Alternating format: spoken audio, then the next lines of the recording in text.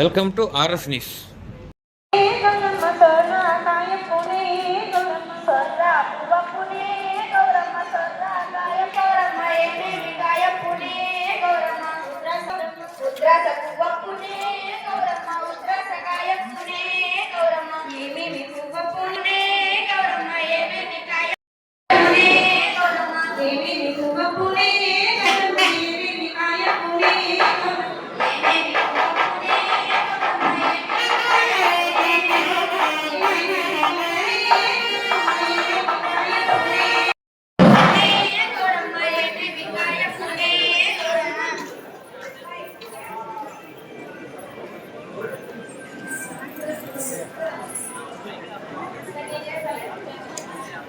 తమ్ముడు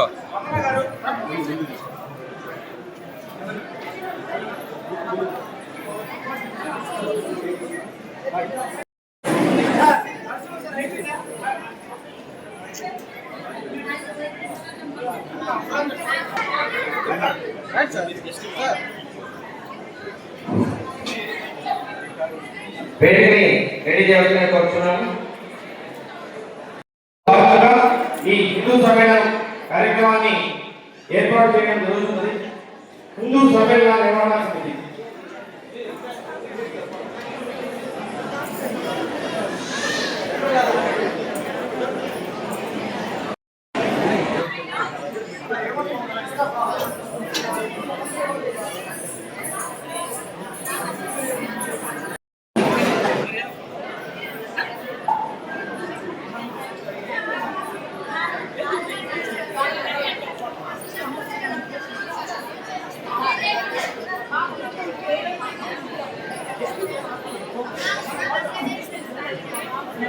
దయచేసి అందరూ కూర్చోండి.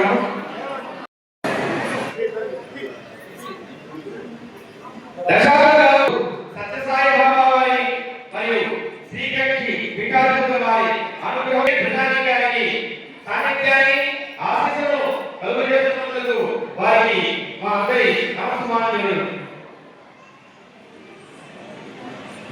ప్రత్యేక అతిథిగా వివాహ కార్యవర్గ రాష్ట్ర సేవికా సమితి శ్రీ సన్నాని మందుమారి గారిని వేదికకు సవినయంగా ఆహ్వానిస్తున్నాము. వీరు మహిళలలో వ్యక్తి నిర్మాణం శిక్షణ ఇస్తుంటారు. పెద్దలచే యువతి ప్రజ్వలన కార్యక్రమాన్ని మొదలుపెట్టగా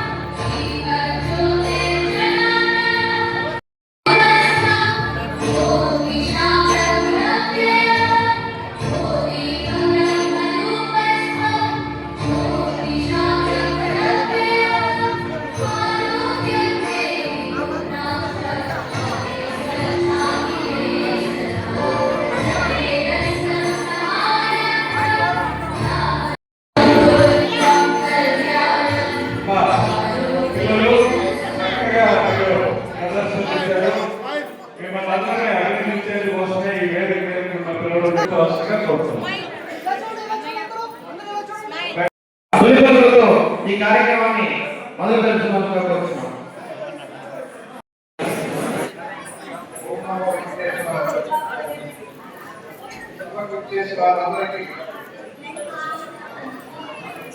నమస్కారం.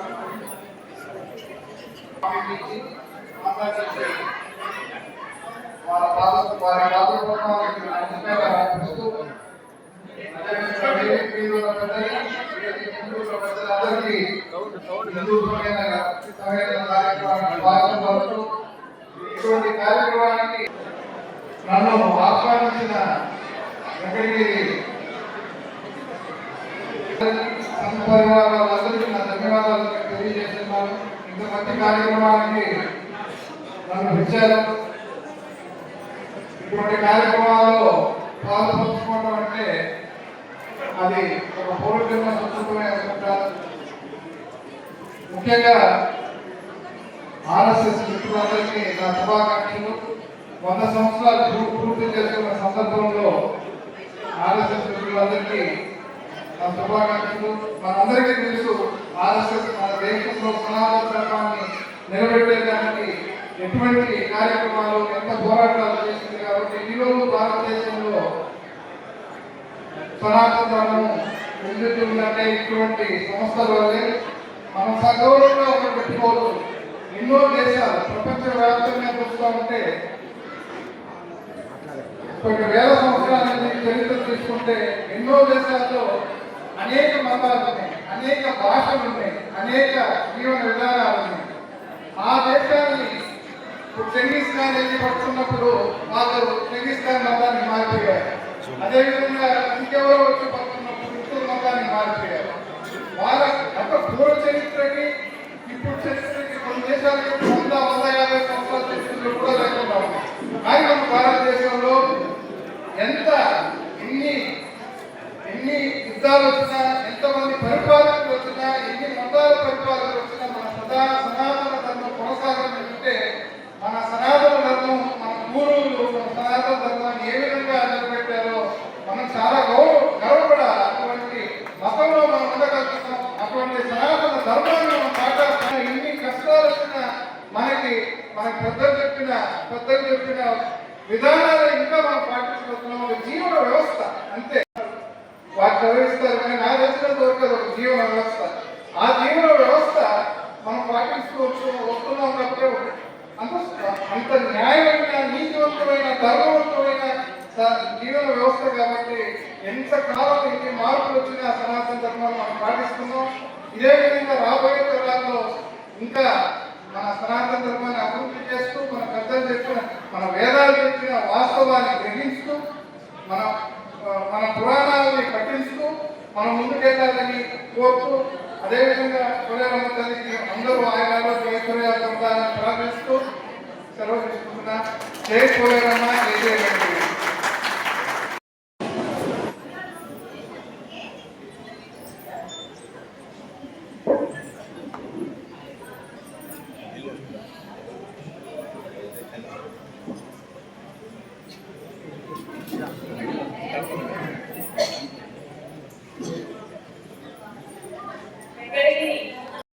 వంకరగా కూర్చోకుండా స్ట్రైట్ గా కూర్చొని కళ్ళు మూసుకొని దీర్ఘంగా ఓంకారం చెప్పండి.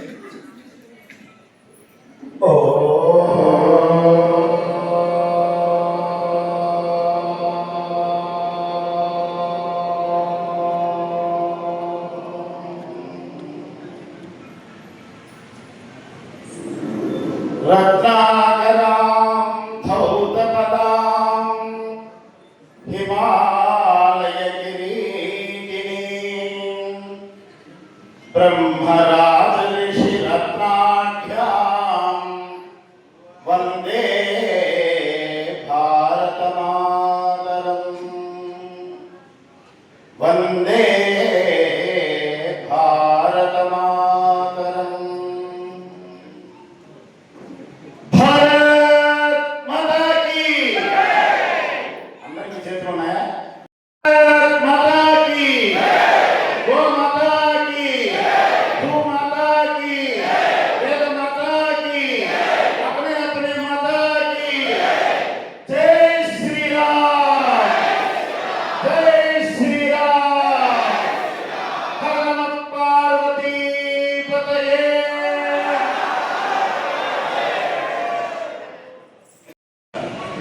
వెంకటగిరి రాజా గారు వస్తారంటే ఆయన రాణా ప్రతాప్ సింగ్ లాగా ఉంటారా లేకపోతే శివాజీ చక్రవర్తి లాగా ఉంటారా అని ఆలోచించారు. అచ్చం రాణా ప్రతాప్ సింగ్ లాగా వారి వేషం, వారి దోషం అన్ని కనిపిస్తున్నాయన్నమాట. వారికి కానీ ఈరోజు కిరీటం తగిలించి కత్తిడాలు ఇస్తే ఈ ధర్మాన్ని రక్షించగలుగుతారనిపిస్తుంది అన్నమాట. కూడా అదే విధంగా ఉంది.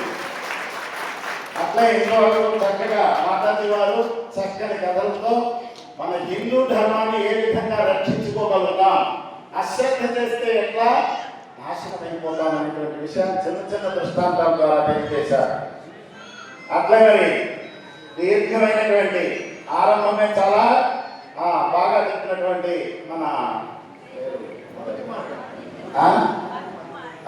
మధుకుమారమ్మ గారు, అదేవిధంగా మా విశ్వేశ్వరరావు గారు మరి చక్కని సందేశాలు అందించారు. పవిత్రాత్మ స్వరూపులారా, ఈరోజు భారతదేశం ఉవ్వెత్తున ఎగిసిన కెరటంలాగా ముందుకు సాగుతూ ఉంది. ఈరోజు దేశంలో ఇటువంటి సభలు అంటే ఇంతమందే కాదు, 5,000 మంది, 6,000 మంది, 4,000 మంది, ఇట్లా ఒక్కొక్క దగ్గర ఒక్కొక్క రకంగా కనీసం ఎక్కడ చూసినా 500-1000 మందికి తగ్గకుండా వస్తున్నటువంటి లక్ష సభల పైన ఈ రోజు మన దేశంలో జరుగుతున్నాయి. మన హిందూ ధర్మాన్ని సత్యతం చేయడానికి ఇది మనం ఒక పండగగా జరుపుకుంటున్నాం. ఏంటి పండగ? మనకి RSS రాష్ట్రీయ స్వయం సేవక సంఘ్ కేశవరావు బలీరామ్ హెగ్డే డాక్టర్ గారు ఏ RSS ని 1925లో ప్రారంభించారో ఆ ప్రారంభింపబడినటువంటి దానికి 2025కి 100 సంవత్సరాలు పూర్తయినాయి. శత జయంతి మహోత్సవాలు జరిగాయి.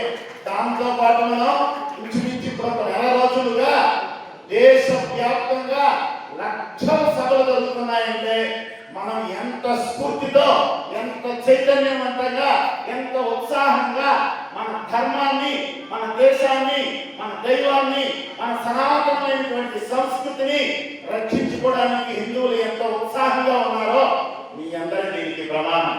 అవునా కదా? చెప్పండి. అవునా? అవునన్న వాళ్ళందరూ కూడా ఒకసారి చెప్పారు. అవును కదా? మరి ఆ విధంగా మనందరం కూడా హిందూ ధర్మానికి నేను ఒక రాశాను చూసారా, హిందువుగా జీవించు, హిందువులని గర్వించు. అందువల్ల మనం హిందువుగా జీవించాలి, హిందువులని గర్వించాలి. అటువంటి స్థితిలో మనం బ్రతకాలి.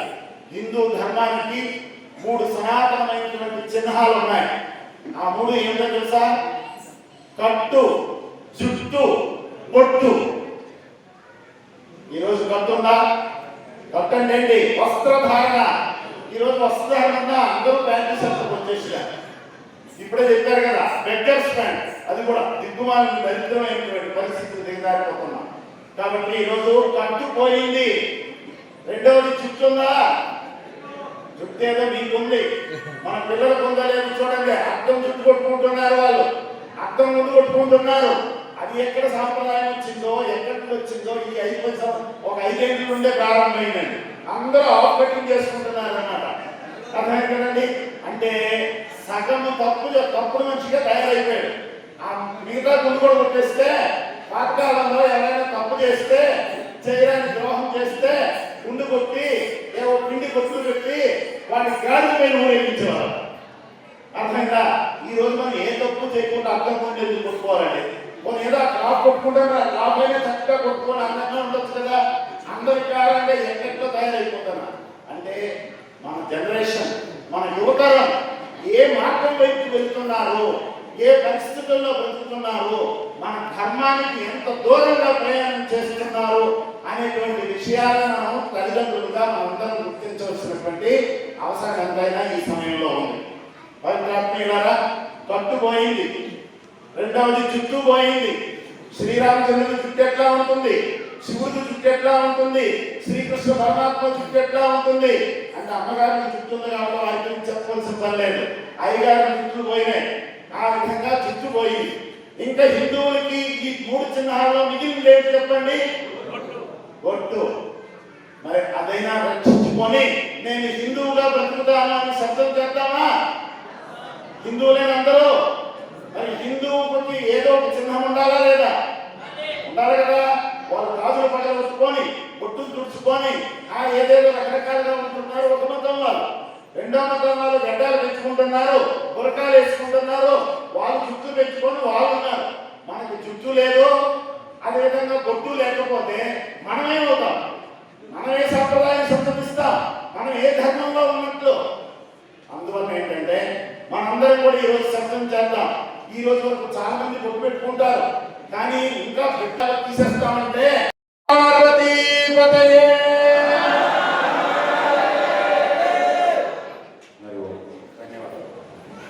ధన్యవాదాలు స్వామీజీ. అయ్యా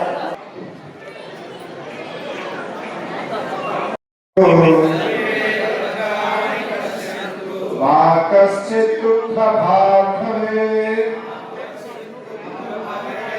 ఓం శాంతి శాంతి శాంతి.